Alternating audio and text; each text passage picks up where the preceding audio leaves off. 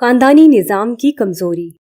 Australia کا معاشرہ مغرب کے معیار پر ایک قدامت پسند معاشرہ ہے۔ ہم جنس پرستی ابھی بھی یہاں غیر قانونی ہے۔ میں اپنے سفر میں ہر وقت باہر گھومتا رہا، لیکن کم ہی یہ منظر دیکھا کہ مرد و زن سر عام بوسو کنار میں مصروف ہوں، جبکہ دیگر مغربی معاشرے ان تمام معاملات میں آگے ہیں۔ ڈاکٹر سمینا یاسمین سے ایک موقع پر میں نے اپنے اس تاثر کا ذکر کیا کہ یہاں خاندان ٹوٹ پھوٹ کا شکار ہیں، تو انہوں نے کہا کہ یہاں خاندانی نظام مضبوط ہے۔ ہو سکتا ہے کہ ان کے قریبی حلقے میں ایسا ہی ہو، مگر جو کچھ معلومات میں نے دوسرے لوگوں سے لی تھیں وہ اس کے برعکس تھیں۔ برسبن میں مدثر صاحب، جو پاکستانی کمیونٹی سے ہٹ کر یہاں کی کمیونٹی کے اجتماعی معاملات سے وابستہ تھے، انہوں نے اس کی بڑی تفصیل بتائی تھی۔ حتیٰ کہ خودکشی میں ایک وجہ یہ رشتوں کا بریک اپ بھی تھا۔ انہوں نے بتایا کہ یہاں گھریلو تشدد کے واقعات بھی ہوتے ہیں۔ یہ دلچسپ بات بھی بتائی کہ برسبن میں 97% علیحدگی کی درخواستیں خواتین کی طرف سے دائر ہوتی ہیں۔ میں نے دورہ آسٹریلیا میں بہت سفر کیا اور اس بات کو خاص طور پر نوٹ کیا تھا کہ تنہا لڑکیاں چھوٹے چھوٹے بچوں کے ساتھ گھوم رہی ہیں۔ یہ سنگل پیرنٹ کی علامت تھی، اور اس بات کی کہ خاندانی نظام کس طرح ٹوٹ پھوٹ کا شکار ہے۔ بعد میں آسٹریلیا کے سرکاری اعداد و شمار سے اس بات کی تصدیق ہو گئی کہ آسٹریلیا کا ہر 5واں خاندان یعنی 22% سنگل پیرنٹ فیملی پر مشتمل ہے۔ اس میں بھی تنہا ماں کی شکل میں پائے جانے والے خاندانوں کا تناسب 81% ہے۔ آسٹریلیا کے مشہور اخبار ٹیلی گراف کے مطابق سنگل فیملی کا یہ رجحان اگلے برسوں میں 70% اور بڑھے گا۔ جیسا کہ پیچھے کسی موقع پر عرض کیا، یہی مغربی نظام کے سب سے کمزور پہلو ہیں، یعنی خاندانی نظام کی کمزوری اور حقیقی روحانیت کا خلا۔ شاید ہمارے پاس یہی 2 چیزیں بچی ہیں جو مغرب کو ہم دے سکتے ہیں، باقی تو ہمیں ان سے سب کچھ لینا ہی لینا ہے۔ میرا خیال یہ ہے، اور یہی میرے اس سفر نامے کا خلاصہ ہے، کہ ہمیں اب مغرب سے یہ تجارت کر لینا چاہیے۔ اسی میں انسانیت کی فلاح ہے، اسی میں ہماری فلاح ہے۔ اسلام کا پیغام۔ یہی میری اس گفتگو کا خلاصہ تھا جو اگلے دن میں نے یونیورسٹی آف ویسٹرن آسٹریلیا میں کانفرنس میں اپنا پیپر پڑھتے ہوئے کہی۔ یہ کانفرنس 2 دن جاری رہنا تھی، جو یونیورسٹی کے centre for Muslim state and societies کے زیر اہتمام ہونا تھی۔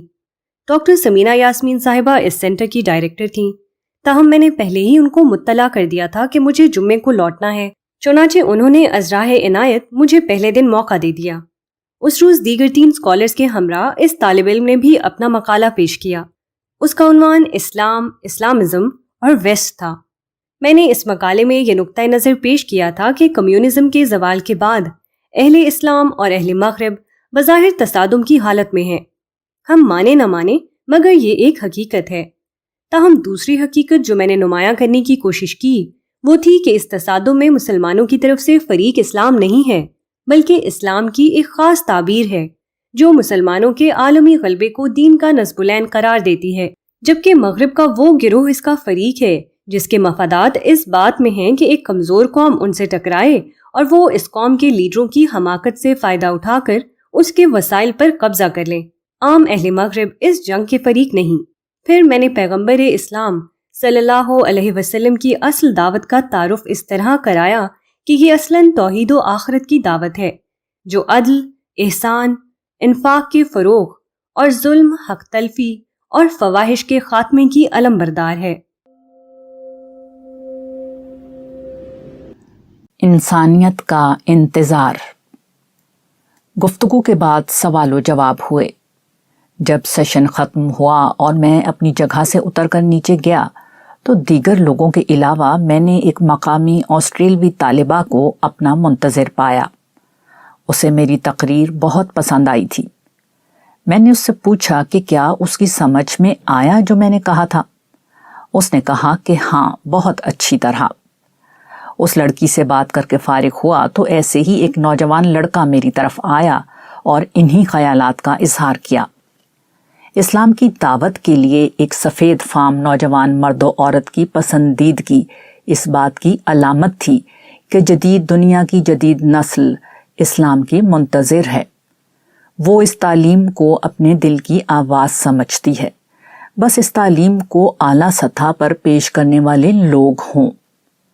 انسانیت اسلام کا انتظار کر رہی ہے، وہ اسلام جو آخرت ہی نہیں بلکہ دنیا کی بہتری کا بھی علمبردار ہے، بلکہ اسے اس نے انسانیت کے سب سے بڑے اجتماع یعنی حج کے موقع پر ان خوبصورت الفاظ میں انسانیت کی دعا بنا دیا ہے۔ ربنا آتنا فی الدنیا حسنۃ وفی الآخرۃ حسنہ وقنا عذاب النار۔ اے ہمارے رب، ہمیں دنیا میں بھی بھلائی سے نواز اور آخرت میں بھی بھلائی عطا کر، اور آخرت میں آگ کے عذاب سے بچا۔ سورہ بقرہ آیت 201۔ اسلام کی دعوت انسان کے ہر تقاضے کی تکمیل کرتی ہے۔ شادی کرنا، خاندان بنانا اور ان کے لیے رزق کمانا یہاں عبادت ہے۔ خوبصورتی اور تفریح یہاں اللہ کی رحمت ہے۔ ایک اللہ کی عبادت انسانیت کی روحانیت کی تکمیل ہے۔ اسلام کسی لذت پر پابندی نہیں لگاتا، بس اسراف، ظلم، حق تلفی اور بدکاری سے روکتا ہے۔ وہ ایمان، عدل، احسان اور انفاق سے لوگوں کو خدا اور انسانوں کے قریب کرتا ہے۔ صبر اور عفو درگزر سے ان میں جینے کا حوصلہ پیدا کرتا ہے اور آخرت کی امید دلا کر انہیں ایک ابدی خوشی سے سرشار کیے رکھتا ہے۔ اسلام انسانیت کی امید ہے۔ اسلام انسانیت کا انتظار ہے۔ کاش حاملین اسلام اپنے تعصبات سے اوپر اٹھ کر اس حقیقت کو سمجھ لیں۔ آخرت کا کریڈٹ کارڈ اور لوگوں کا فیصلہ۔ پرتھ سے میری روانگی اگلی صبح تھی۔ ڈاکٹر سمینہ یاسمین صاحبہ کے گھر 2-3 دن کا قیام بہت خوشگوار رہا۔ انہوں نے اور ڈاکٹر جیمز نے ہر طرح سے بہت خیال رکھا۔ ان دونوں میاں بیوی نے اپنی تمام تر علمی اور پیشہ ورانہ مصروفیات کے باوجود میرے کھانے پینے اور آرام کا بہت اہتمام کیا۔ میں نے رات کو بہت منع کیا تھا، مگر میری روانگی کے وقت بھی وہ قبل از وقت بیدار ہو کر مجھے الوداع کہنے کے لیے موجود تھیں۔ ایئرپورٹ پر ایک عجیب تجربہ پیش آیا۔ میں نے کھانے پینے کی کچھ چیزیں خریدیں، مگر خریداری کے وقت کریڈٹ کارڈ اور ڈیبٹ کارڈ دونوں نہ چل سکے۔ مجھے احساس ہوا کہ قیامت کے دن ہمارے نامہ اعمال کریڈٹ کارڈ میں تبدیل ہو جائیں گے۔ جس کی نیکیاں زیادہ ہوں گی اس کے کریڈٹ کارڈ میں جنت کی نعمتوں کو خریدنے کی زیادہ استعداد ہوگی، جس کی نیکیاں کم ہوں گی اس کی استعداد اتنی ہی کم ہوگی۔ مگر کچھ لوگ ہوں گے کہ ان کے کریڈٹ کارڈ بالکل نہیں چل سکیں گے۔ یہ وہ لوگ ہوں گے کہ ایمان کے نام پر غیر اللہ کی محبت، اسلام کے نام پر اپنے فرقہ وارانہ تعصبات، عبادت اور سنت کے نام پر بدعات، غرض ہر پہلو سے اللہ کے غیر مطلوب اعمال لے کر پہنچیں گے۔ وہاں ان کی توقع کے بالکل برخلاف ان کا ہر عمل رد کر دیا جائے گا۔ عافیت کا ایک ہی راستہ ہے کہ انسان اپنی ہر مرضی، خواہش اور پسند و ناپسند کو چھوڑ کر صرف اللہ کی مرضی جاننے کی کوشش کرے اور خود کو اس کے مطابق ڈھالے۔ باقی ہر شخص کا انجام یہی ہونا ہے کہ اس کا کریڈٹ کارڈ غیر متوقع طور پر نہیں چلے گا اور اس کو جنت کی کسی نعمت سے کوئی حصہ نہیں دیا جائے گا۔ سفر کے پہلے حصے میں آسٹریلیا سے بینکاک تک ہر چیز VIP تھی، جبکہ بینکاک سے کراچی تک ہر چیز دوسرے درجے کی تھی۔ مجھے دیگر ایئر لائنز سے بھی ہمیشہ یہی تجربہ ہوا تھا۔ اس سے اندازہ کیا جا سکتا ہے کہ پاکستانی قوم کی دنیا میں کتنی عزت ہے۔ ایک پرمشقت سفر کے بعد سفر نامہ لکھنے کی مشقت اس عاجز نے اسی لیے اٹھائی ہے کہ اپنے لوگوں کو آخرت اور دنیا کے انہی مسائل پر متوجہ کر دوں اور یہ بتا دوں کہ ان کا حل ایمان اور اخلاق کی اس دعوت میں ہے جو سرکار دو عالم صلی اللہ علیہ وآلہ وسلم کی تعلیمات کی شکل میں موجود ہے۔ اب فیصلہ لوگوں کو کرنا ہے کہ ان کو دنیا اور آخرت کی عزت چاہیے یا ذلت۔ خدا کے ہاں دینے کو عزت بھی ہے اور ذلت بھی۔ اب فیصلہ لوگ کر لیں کہ انہیں کیا چاہیے۔ سیر ناتمام۔ اتفاق کی بات ہے کہ میں نے پچھلے 4 ماہ میں مسلسل 3 سفر کیے۔ پہلے ترکی گیا، پھر کالام اور سوات گیا، اور اب آسٹریلیا کے اہم ترین مقامات کو دیکھا۔ خدا کی صنائی، جمال و کمال کی قدرت کے ایسے غیر معمولی نمونے دیکھے کہ جن کی کوئی حد نہیں۔ خدا کا آسمان ایک ہی تھا، مگر اس کے نیچے 3 بر اعظموں ایشیا، یورپ اور آسٹریلیا کے 3 خوبصورت مقامات میں اس زمین کو ہر بحر و بر میں ایک نئے پہلو سے اس کی ثناخوانی کرتے دیکھا۔ ترکی کے بوسفورس کو کبھی سیاہ، کبھی فیروزی اور کبھی نیلگون رنگ میں بدلتے دیکھا۔ آسٹریلیا میں بحر جنوبی کے سمندر کو سبز، سرمئی اور نیلے رنگوں میں ڈھلتے دیکھا۔ کالام میں دریائے سوات کو سفید جھاگ اڑاتا، جوش مارتا اور طلسم ہوش ربا اور پرستان کی کہانیوں کی مانند خوبصورت مہوڈن جھیل کے ٹھہرے ہوئے سبز پانی کی شکل میں دیکھا۔ ترکی میں گوریم سے لے کر میلبرن میں 12 اپوسلز تک عجیب و غریب چٹانوں کو اپنے وجود سے خدا کی کبریائی بیان کرتے دیکھا۔ میں نے اس کی کاریگری کے عجیب نمونے دیکھے۔ دلربا حسن کی مالک اور گھاس کے مخملی فرش سے ڈھکی آسٹریلیا کی پہاڑی ڈھلوانوں سے لے کر وادی کالام کی مسحور کن فلک بوس پہاڑیوں تک ہر پستی و بلندی کو خدا کی تسبیح میں مشغول پایا۔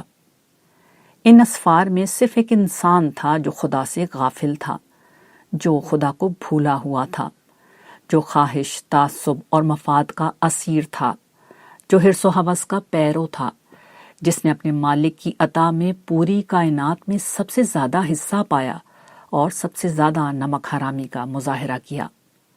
میں نے ہر قدم پر فرشتوں کو اس کے حکم سے لرزاں و ترساں پایا جو صاحب سور سردار اسرافیل کو دیا جا چکا ہے۔ فیصلہ ہو گیا ہے کہ زمین کو ان نافرمانوں سے پاک کر دیا جائے گا، ان کا نام و نشان مٹا کر ان کو جہنم کے قید خانے میں ہمیشہ کے لیے بند کر دیا جائے گا۔ خواہش اور تعصب، غفلت اور معصیت میں اندھے ہو جانے والوں کو ہمیشہ کے لیے اندھا کر دیا جائے گا۔ پھر یہ دھرتی اور یہ آسمان ایک نئی دنیا سے بدلے جائیں گے، جہاں خدا کی حمد، تسبیح اور محبت میں جینے والے مردوں اور عورتوں کو ابدی راحت اور مسرت میں بسا دیا جائے گا۔ ایمان و اخلاق کو زندگی بنانے والوں کو ابدی زندگی دے کر حسن و رعنائی، لذت و نعمت اور شباب و جمال سے مزین فردوس بری میں ہمیشہ کے لیے آباد کر دیا جائے گا۔ اسی واقعے پر انسانیت کا موجودہ سفر تمام ہوگا۔ اسی کے ساتھ بظاہر میرا سفر، میری سیاحت یا میری سیر، اسے جو بھی نام دیں، تمام ہو رہی ہے۔ اللہ آپ کو خوش رکھے کہ اس سیر میں آپ میرے ساتھ رہے، مگر در حقیقت میرا سفر ابھی نامکمل ہے۔ یہ سیر ابھی سیر ناتمام ہے۔ یہ سیر ناتمام ایک جہد مسلسل ہے، ایک ختم نہ ہونے والی جنگ ہے۔ یہ اس وقت تک جاری رہے گی جب تک خدا کی بندگی کی پکار پوری دنیا تک نہیں پہنچ جاتی، جب تک اس حسن ازل کے کمال، جمال اور جلال کا تعارف پوری انسانیت تک نہیں پہنچ جاتا۔